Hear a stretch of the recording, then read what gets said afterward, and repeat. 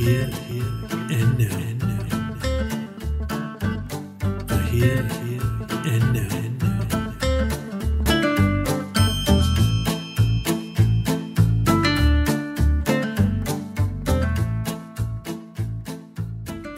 Welcome to this episode of the Here and Now podcast. Resilience. It's a quality that is hard to define, yet it says a lot about who we are and what we are capable of achieving. Take Rob Jones, for instance. Rob was a United States Marine serving in Afghanistan in 2010. While clearing an area of improvised explosive devices, he stepped on a mine and lost both his legs. For most of us, life would grind to a halt, literally, and we would spend the remainder of it picking up the pieces and learning to live with and accept our disability. But for Rob, he didn't let his injuries define him. In fact, they made him stronger. He would recover and go on to become a medal-winning Paralympic rower. He would ride over 8,200 kilometres across America in 181 days, and perhaps most amazingly, he would run 31 marathons in 31 days in 31 different cities across the US, Canada, and the UK. On prosthetic legs, of course. Rob Jones can teach us a lot about resilience. But what is it exactly? Turning to my trusty Collins English Dictionary, there are two definitions. One comes from the physical sciences, and there's one for people, but I think they both apply equally well. From the physical sciences, the definition says, from the physics of an object, something resilient is strong and not easily damaged. And of a person, it says, to be able to recover quickly and easily from shock, illness and hardship. It's about recovering strength, spirits and good humour quickly. Other words cited include buoyant and irrepressible. And that's a good one. I like that word, irrepressible. But this academic definition is perhaps the most useful. It says, resilience is the capacity and dynamic process of adaptively overcoming stress and adversity while maintaining normal psychological and physical functioning. These definitions and synonyms conjure powerful images of a hardened individual able to endure through adversity. Or alternatively, perhaps of a happy-go-lucky person who can brush off setbacks with a quip and move forward, head held high, ready to embrace the next challenge. But how much of resilience is inherent, natural, something that we are born with? And can it be learned or enhanced? In this episode, we'll explore resilience and attempt to answer these questions and understand how it can benefit us in our daily lives. It's hard to talk about resilience without first talking about the Special Forces soldier. So that's a good place to start. The process of finding resilient individuals begins early in the Special Forces selection process, where candidates, generally already with a high level of fitness and often years of military experience, are put through rigorous physical challenges designed to test their mettle. Virtually all Special Forces selection programs, from the US Navy SEALs Buds cycle to the infamous first phase of SA selection in the Welsh Brecon Beacons, have little to do with special operations warfare, but everything to do with mental resilience. What these selection courses aim to identify is those individuals who can push through when their bodies are crying out for relief, no matter how cold and wet they are, no matter how many evolutions had come, when there's no known end in sight, when the feet are blistered and aching, sores cut deep into shoulders and backs, and when others withdraw, and it could all be over in an instant if one would only quit. Somehow a few, perhaps less than 10% of these people, stick with it. The following is a story told time and again in memoirs of Special Forces soldiers, and this particular version comes from the book Eye of the Storm by Peter Ratcliffe. He was a veteran of 25 years with the British Special Air Service Regiment. It reads, sometimes we'd finish a march and find the trucks waiting for us. They looked incredibly inviting with their big canvas canopies to keep out the wind and the almost constantly pouring rain. We would be told to get in and everybody would breathe a secret sigh of relief. The torture was over. We were getting a ride, back to camp with luck, to warmth and light and hot food, and best of all, sleep. But sometimes too, an instructor would blow away our hopes. Once, just after we'd settled gratefully into the truck, one of the DS, that's directing staff, bellowed, right, everybody, get back off the trucks. We're going to march across the mountain for another 20 clicks. Without a murmur, because you dared not let them see that they were getting to you, we shouldered our burgans. Then, grabbing our weapons, we climbed off the tailgate and back out into the pouring rain. We'd only marched about 200 yards when one of the guys said, shit to this, I've had enough. There and then he packed it in. Leaving him behind, we marched another couple of 100 yards. Then the instructor shouted, "Okay, stop, lads, you're finished. You can get back onto the trucks." We had been conned. The guy who had quit had needed to walk for only another 200 yards and it'd have been okay. He didn't know that, however, and he had paid the price. As for the rest of us, we'd shown that we'd been willing to go on. Even though we were utterly exhausted or just thoroughly fed up, we could still handle it mentally as well as physically. The SAS was not looking for supermen, just people whose minds could triumph over their flagging bodies, however tough the conditions. Resilience of this type can be understood as the inner desire to reach the coveted goal of passing selection. Those individuals have a why. Philosopher Friedrich Nietzsche wrote, "Those who have a why can endure almost any how." And this quote captures the strength of will found in those striving to reach a goal. Those that succeed at Special Forces selection have within themselves a never-quit mentality. We may consider that level of resilience to be pure, rare, and indeed special. And when combined with the physical challenges and extreme stress these soldiers may eventually face, it is imperative only that those who offer the greatest chance of success are selected for further training in specialist combat skills. But the reality for the rest of us is that life is one long challenge, interspersed with many tests of our mettle. The realm of the Special Forces soldier may seem remote to the civilian, but resilience is something we all have in common. It's a human quality after all. We don't need to be at the end of a 50-kilometre march to be tested to our limits. Life itself is the greatest leveller of all. The human capacity for resilience has been talked about time and again in stories that have emerged from some of the darkest episodes of human history.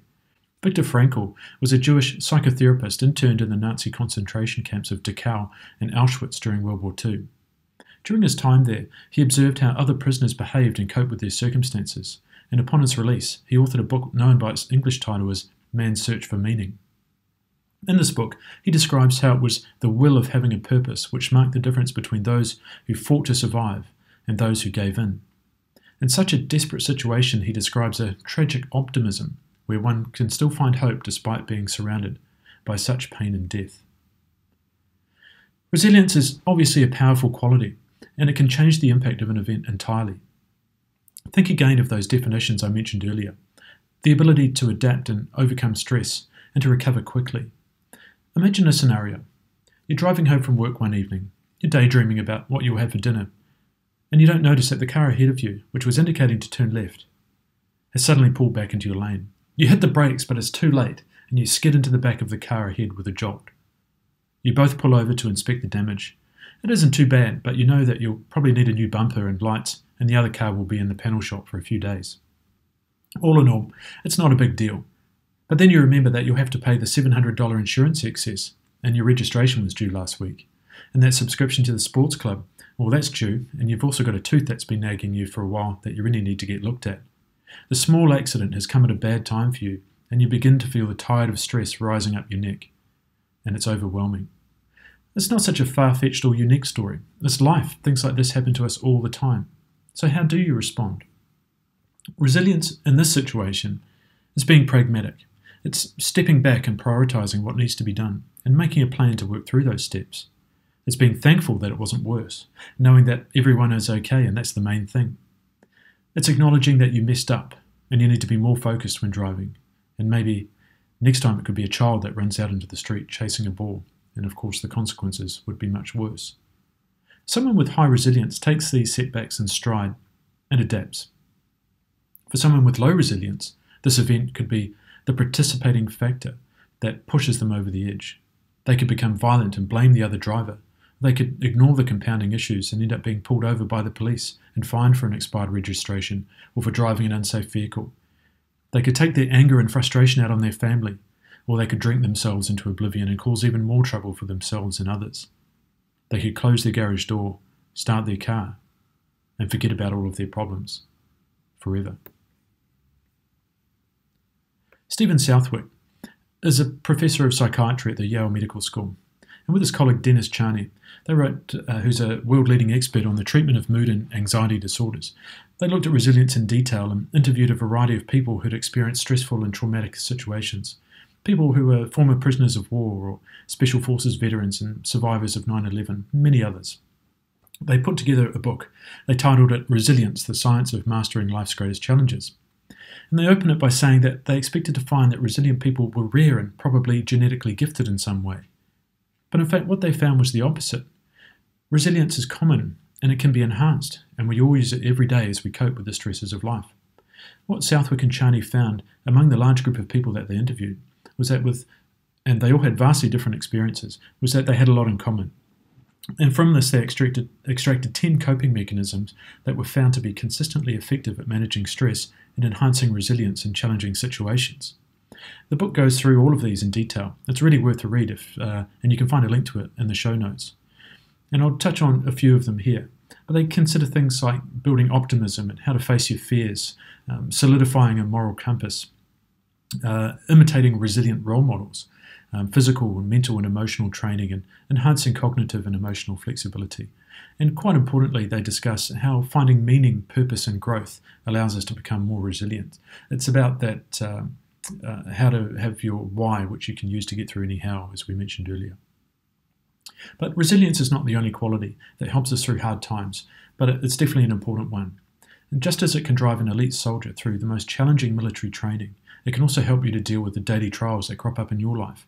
So important is resilience for managing mental and physical health that the armed forces of many nations study it in order to understand how it can be enhanced. And they do this not just because they want to build tougher soldiers, but because they want to protect the ones that they already have, both while on active duty and long after they return and eventually retire. For the last 20 years, armed forces have been involved in combat in Afghanistan, Iraq, and many other troubled spots around the globe. And this has led to a real crisis in post-traumatic stress disorder and other mental health issues on those returning veterans. The rate of suicide among veterans has today reached unprecedented levels, and it impacts not only regular soldiers, but also those elite special forces soldiers who apparently had such resilience in spades. So this tells us that the stresses of combat must transcend an individual's natural or genetic level of resilience, even when it's already high, as repeated exposure to such stressful and traumatic situations is compounding, and this leads to post-traumatic stress and all of its attendant challenges and difficulties. The environment of combat is a pressure cooker. It's a catalyst which demonstrates the limits of resilience and proves that no one is invincible or immune to stress. There are no superhuman people. Mental toughness has its limits. So returning to our far more mundane everyday lives, understanding our own level of resilience to life's challenges and its limits is a useful self-reflection task, and we can use it to understand when we are reaching our own limits. Every setback in life leaves a layer of scar tissue, a certain hardening of the spirit, and the building of another layer of resilience. We cannot control what happens in life, but we can control how we respond. There are two reactions, one that is naturalistic, that is our instinctual reaction of the knee-jerk. We may swear or curse our bad luck, get mad and blame someone or something, but we must resist that instinct. The second is our rational response, where we think objectively, and that's our resilience. We don't put all of our emotional eggs in one basket and then throw it against the wall in frustration. We measure our response knowing that our emotions are not helpful, they won't change anything. We must remain stoic when the going gets tough. And this may sound overly simplistic. I get that. Real life is more than just words and talk about how we should behave. But the thing about resilience, which may not be evident, particularly when talking about a special forces soldier, is that it is not a thing that we either have or don't have. It's really just a word we use to describe a combination of thoughts, behaviours, and actions. It can be learned and developed in anyone, and it's not something that exists in and because of you alone. In fact, many studies have shown that one of the biggest predictors of resilience is having caring and supportive relationships within and outside of the family. The American Psychological Association, the APA, who literally write the book on psychology, lists several factors that contribute to resilience. These are the capacity to make realistic plans and to take steps to carry them out. It's having a positive view of yourself and the confidence in your own strengths and abilities. It's also having skills in communication and problem solving. And finally, the capacity to manage strong feelings and impulses. All of these things I've been talking about so far. And as you can see, these are soft skills. They come from within. There's no mention of mental toughness or being able to withstand great amounts of stress or hardship. Resilience for you and me is not about how much we can take. It's about how well we cope with what we're facing, how we learn what our own limits are, and then making sure that we never reach them. The APA offers a range of tips on how to build resilience, which we'll go through, but keep in mind there's no universal here. What works for you may not work for someone else, and we can't all be expected to repair ourselves from the inside out. Sometimes we need help, and it's important to recognize that either in yourself or in those you care about. A professional therapist, psychologist, or even a life coach can help you to unpack your own resilience and determine which techniques resonate and may help you to build it. Building resilience begins with building relationships. Life never seems as hard when you aren't suffering through it alone. Talking things through with others helps to maintain perspective and see that things are not as bad as they might have seemed. Relationships also help to remind us that life's challenges aren't happening to us because we deserve them or are somehow unworthy and have no value. Our supporters, they know us for all of our good and not so good qualities, and they see what we don't. They see that life is happening, but they don't take it personally for us, and they remind us not to take it personally ourselves. It's just that life happens, and they will hopefully help us through it. Resilience takes a lot of conscious thought, one of which is to recognise that life is not an emergency. Very little is ever life or death. There is very little that will happen today, as bad as it may seem at the time, that you'll be thinking about in a few weeks, months, or years' time. A lot of stress comes from uncertainty, but we don't have to know the outcome. We can simply trust that things will eventually work out okay. We'll work through each step one at a time, and life will go on. As long as we are here, it will continue. We don't need all of the answers right now. They will reveal themselves in time, and as we're ready to listen. And maybe there is no answer. That's fine too. As hard as it is to hold on to a moment, it is also one of life's greatest gifts, that nothing stays the same. What a relief. But it's hard to let go. Change comes thick and fast. Life is a fast-moving torrent where we can sometimes feel like we are trying to grab an overhanging branch to stop from being washed away. Resilience is going with the flow, knowing that that torrent is taking us downstream where smoother waters lie. In 3.5 years, my family and I moved 5 times, including 2 international moves. And it was hell every single time, with millions of things to do. There was upheaval and unexpected and expected costs, a pile of paperwork for visas, bank accounts, setting up utilities, buying and selling of cars, packing, unpacking, packing again. But during that process, we decluttered and we lost things and found them again, and we had to learn to deal with things not working out as we expected. But I reminded myself, or I tried to at least, during each move, that in a few months things will settle down and life will be more or less back to normal. All of the things that were stressing me out at that moment, they won't exist in a few weeks, I'd say to myself. I just have to work through them one by one, and sure enough, it'll all work out. And I'm pleased to say I was absolutely correct. And as much as that was true for me and my family, I'm sure it will be true for you and yours. Act, decide, execute. In my line of work, I'm paid to make decisions. I may not make the correct decision first time around, but I evaluate the situation, seek input from those around me, and make a decision based on the information that I have. And I can change my decision if new information comes to hand. But the worst thing I can do is nothing. I'm not saying to act impulsively. What I'm saying is make a decision to move forward. We can become overwhelmed in stressful situations and just shut down. Or we can overanalyze and not know which decision to make, a situation often referred to as analysis paralysis. Many years ago, when I was training for my first job flying jets, I was paired with another guy who was quite experienced but had also never flown a jet before. We were carrying out an exercise in the flight simulator. It was pretty straightforward. Essentially, we would accelerate down the runway for takeoff, and then at the most critical point, an engine would fail, and we were to immediately abort the takeoff. And to do so, you would close the throttles, apply your brakes, and bring the aircraft to a stop. Simple. And we trained for this hundreds and hundreds of times. But it was the first time we'd been working through this procedure together. So my colleague was in control, and I was supporting him as the so-called pilot monitoring.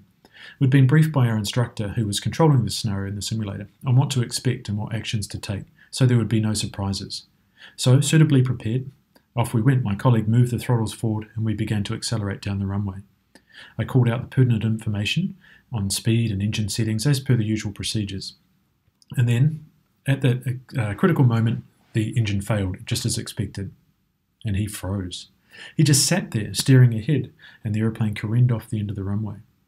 The instructor stopped the simulation, checked that my colleague was okay, and then he reset the scenario, taking us back to the start of the runway. He just needed a second to collect his thoughts, he said, but he would be good next time. So again, we throttled up and began to accelerate down the runway, and we hit that critical point. The engine failed, and I waited expectantly for him to close the throttles and begin braking. But again, he did nothing. He was totally frozen, and the situation repeated itself. and we tried the same scenario over and over again, but he just could not get the hang of it. It was all happening too fast, or there was too much information. He was in mental overload, and his decision was to do nothing. And it taught me a valuable lesson, that doing nothing, while sometimes a solution, is generally not a good one, and certainly not when flying an aeroplane. So act, make a decision, but let yourself off the hook. That first decision doesn't have to be perfect, and it almost certainly won't be. But once we make that decision and move forward, we can adapt and regain our momentum and adjust our plan as we gain more information. Time is not often critical in everyday life decisions, so just don't panic and react. Consider, decide. Resilience comes from the confidence in knowing that whatever life throws at you, you'll work through it, you'll make a decision, and you'll move forward. As long as you're on this side of the ground, you can always move forward. Prepare.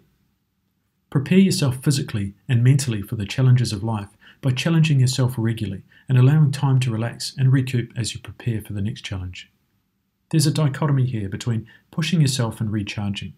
Only when the balance between the two is struck will you optimize motivation and potential and be ready for the challenges that lie in wait. Physical challenges can take many forms. We're not all cut out to tackle the physical challenges of a Special Forces soldier, or any soldier for that matter. But the benefits of exercise begin as soon as you raise your heart rate and break out in a sweat. This process of putting your heart, lungs and muscles under stress conditions you. It lightens your mental load and releases endorphins, which make you feel good. Working out, whether it's chopping firewood, running, playing tennis, swimming a few laps in the local pool, it takes effort, and repetitive effort breeds discipline.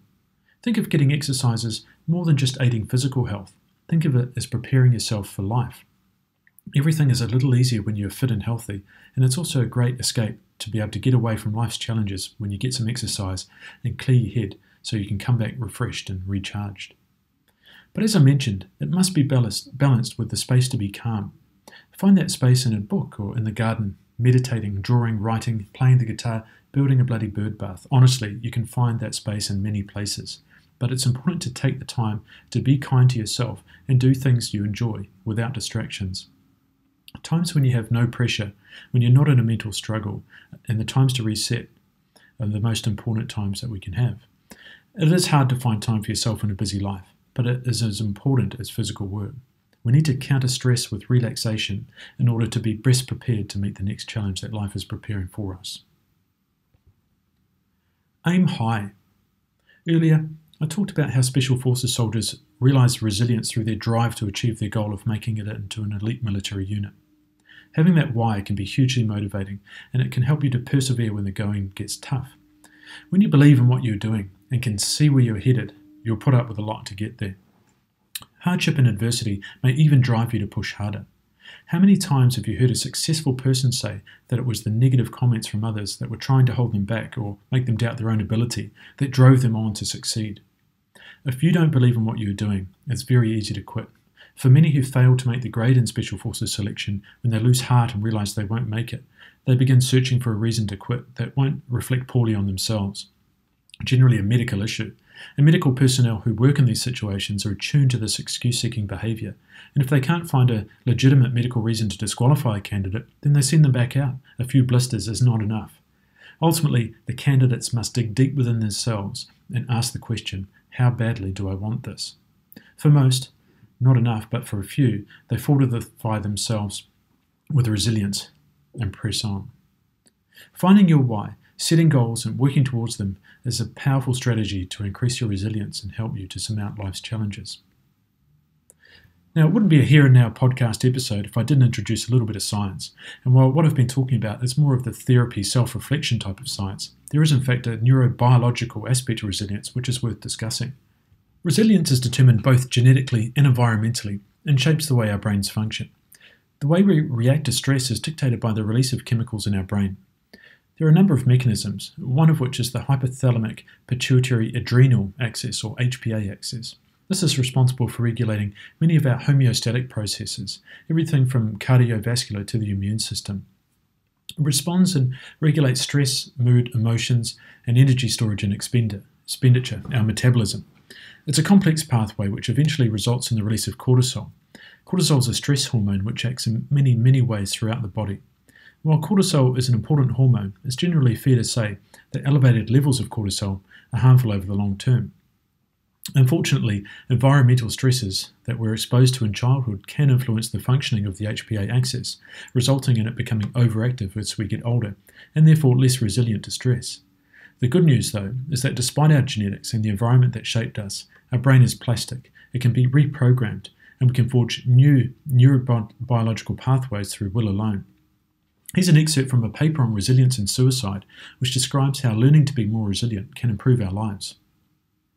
Training on enhancing stress protective factors leads to augmented plasticity and regulation of neural circuits that modulate reward and motivation, emotion regulation, fear response, learning and memory, attention, cognitive executive function, cognitive reappraisal, and adaptive social behavior. This results in improved adaptation to stress and trauma, increased speed of recovery from adversities, and decreased susceptibility to stress-related psychopathology. So that is great news. Resilience can be enhanced through training and education, things like the points I raised earlier as outlined by the APA, and it can alter much of the functional processes in our brains that govern how we exist in the world. Notice though, none of this talks about how we should actually reduce the stresses in our lives. It has nothing to do with trying to change the world. It's about changing yourself.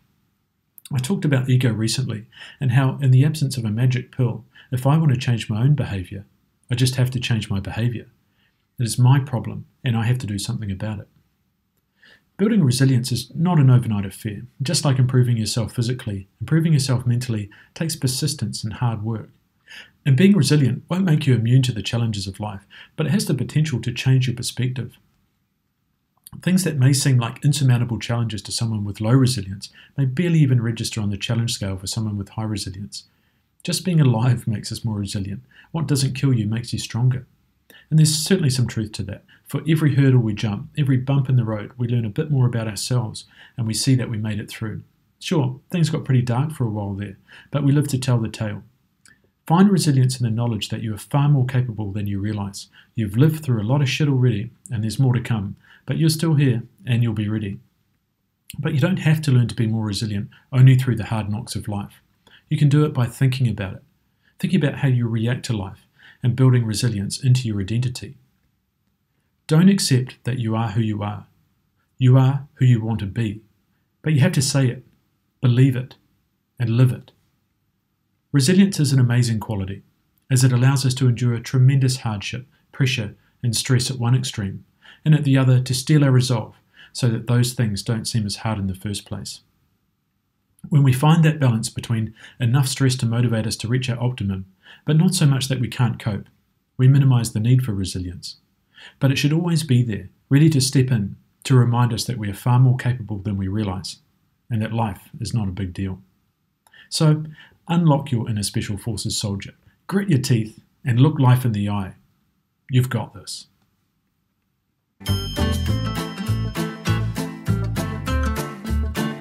Thanks for listening to this episode of the Here and Now podcast. You can find us on Facebook at the Here and Now podcast or Twitter at Here Now Podcast. Go ahead and subscribe to the podcast to keep up to date with all of our latest episodes, and be sure to give us a rating at the Apple Podcasts app. You can reach out to me via the pages or at the email thehereandnow@gmail.com. Thanks for listening, and we'll see you next time.